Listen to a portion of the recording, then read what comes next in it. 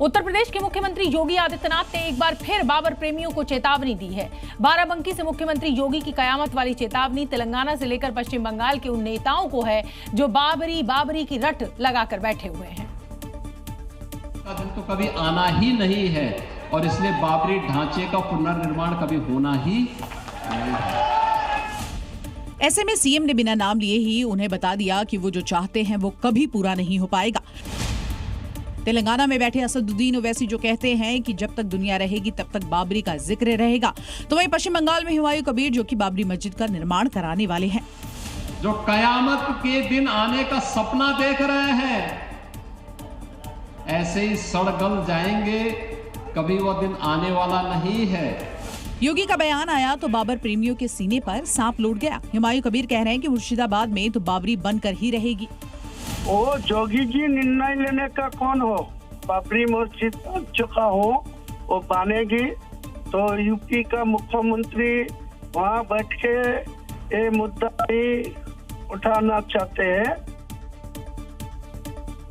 हुमायूं की बाबरी के खिलाफ हिंदू संगठनों की आवाज बुलंद कर चुके हैं और शायद वो आवाज हुमायूं कबीर के कानों तक भी पहुंच रही होगी, तभी तो वो पत्थर का जवाब पत्थर से देने की बात कर रहे हैं। ऐसे में सवाल ममता बनर्जी से भी है, वो आखिर इस कूच से कैसे पार पाएंगी।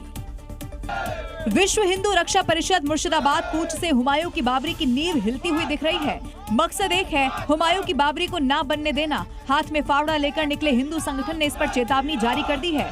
वाराणसी से मुर्शिदाबाद कूच के लिए निकले हिंदू संगठन के हाथों में फावड़ा है और फावड़ा इसीलिए ताकि बाबरी के निर्माण को तोड़ा जा सके और मुगल आक्रांताओं की कब्र खोदी जा सके।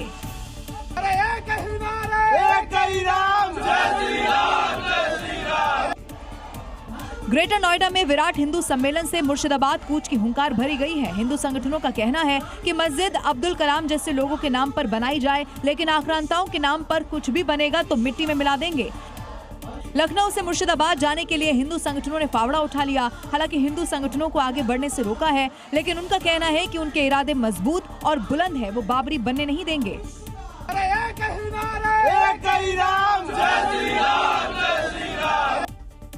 लोकसभा में चल रही चर्चा के दौरान आज अखिलेश यादव ने कई मुद्दों को लेकर सरकार को घेरा। भले ही अखिलेश यादव दिल्ली में मोदी सरकार को घेर रहे थे, लेकिन निशाने पर यूपी की योगी सरकार भी थी और साथ में बीजेपी का हिंदुत्व वाला राग भी।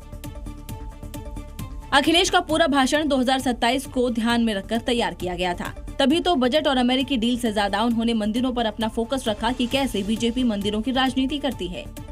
सनातनी काशी की विरासत रही, वहाँ पे इनकी सरकार ने प्रधान संसदीय क्षेत्र में बुलडोजर चला करके हमारी पूजनीय अहिल्याबाई होलकर की मूर्ति को इन्होंने तोड़ने का काम किया। वहाँ पर अगर हम गिनती करेंगे, 1 नहीं, 2 नहीं, 3 नहीं, 4 नहीं, 5 नहीं, 6 नहीं, 7 नहीं, लगभग 100 मंदिरों को तोड़ने का काम इसी सरकार में हुआ है। अखिलेश ने इस दौरान चांदी की बढ़ती कीमतों पर भी कटाक्ष किया और कहा कि अब गरीब को चांदी नहीं, पीतल के गहने बेटी के लिए बनवाने होंगे। संसद में सत्ता पक्ष और विपक्ष के बीच जारी गतिरोध आखिरकार लोकसभा स्पीकर ओम बिरला के अविश्वास प्रस्ताव तक पहुंच ही गया। राहुल गांधी को न बोलने देने के आरोप से शुरू हुए इस बवाल में सरकार की बजाय धीरे धीरे स्पीकर ही विपक्ष के कटघरे में खड़े हो गए। लोकसभा सचिवालय को दिए गए प्रस्ताव में विपक्ष ने स्पीकर पर पक्षपात का आरोप लगाया है। विपक्ष ने रूल 94C के तहत अविश्वास प्रस्ताव दिया है, जिस पर कांग्रेस, सपा, लेफ्ट, आरजेडी समेत लगभग सभी विपक्षी दलों ने 118 सांसदों के दस्तखत किए हैं, लेकिन टीएमसी इसमें शामिल नहीं हुई है। अगर स्पीकर भाई 2 दिन दीजिए, आज तो 10 है, अभी भी तो 3 दिन है, आज अगर देते हैं तो। जबकि कांग्रेस समेत दूसरी पार्टियां अड़ गई और प्रस्ताव दे दिया। लेकिन जब सदन शुरू हो गया तो लोकसभा स्पीकर ने ही कोऑपरेशन नहीं किया। अगर स्पीकर के खिलाफ नो कॉन्फिडेंस आएगा, समाजवादी पार्टी उसका समर्थन करेगी।